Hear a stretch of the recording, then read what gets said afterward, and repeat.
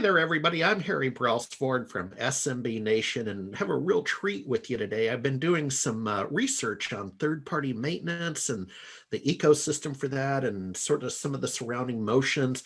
Bumped into Joe Markert out of the Bay Area over at Function One, an MSP. Hello, sir. How are you? Good day, sir. I'm doing great. How about yourself? Good, good. I'm sitting in the monsoon rains up in the Pacific Northwest, but other than that, I'm okay. So, walk me through to maybe help me understand a little better and maybe provide some validation of my research.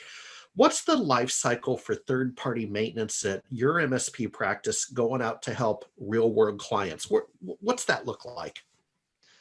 Well, if I'm understanding your question, like what's the inflection point where we're looking to enable that or include that in the Yeah, solution set? Yeah, I yeah. mean, one of the things that we always do when we're engaging with a client, and everybody, all of us do that right here, is an audit, of course. And that audit happens continually, as we all do with our customers, looking at the life cycle of their devices. And we tend to focus on laptops, workstations, that sort of thing. But of course, we're looking at the back of house as well. But I think really what we're looking for is to make sure that the protection, whether that's the original OEM or that third party, is matched up with what we think is the predicted operational life cycle of that equipment, so that the customer is not at risk, we're not at risk, and we're making sure that we have that device protected and access to the support that we need. Yeah, and when you and I were talking off camera, I found that we share sort of the common paradigm. And again, it's a well-established paradigm. It's not like you and I invented it, but sort of the overused term trusted business advisor, or being both the geek and the business person to your clients. Talk to me about your philosophy on that. Then I want to talk financials.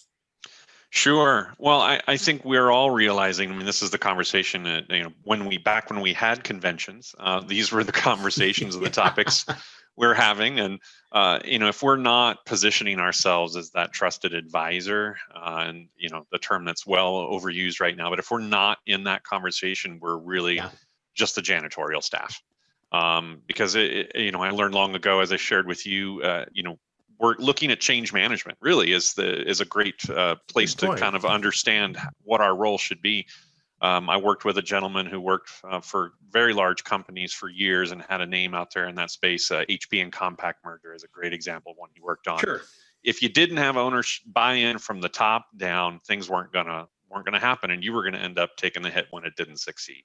So that's really a great lens to look at that engagement through, is that trusted advisor. If we're not able to work with ownership, and not just a point of contact, but really get ownership or the key stakeholders in the business involved in those investment decisions or the IT related decisions, and help them understand it's more than just, we're going to go shopping this month. How does it affect top line revenue, operational efficiency, et cetera? If we don't get them to see that, then we're not going to win across the board. And we as the MSPs are going to get to own the risk of all the things that don't go well. Yeah, final question. And again, in rehearsal, I shared with you some of my research findings. A couple different organizations are reporting untapped opportunities for MSPs once they go through the assessment and or audit, and they discover there's a chance to use third-party maintenance to extend the warranty.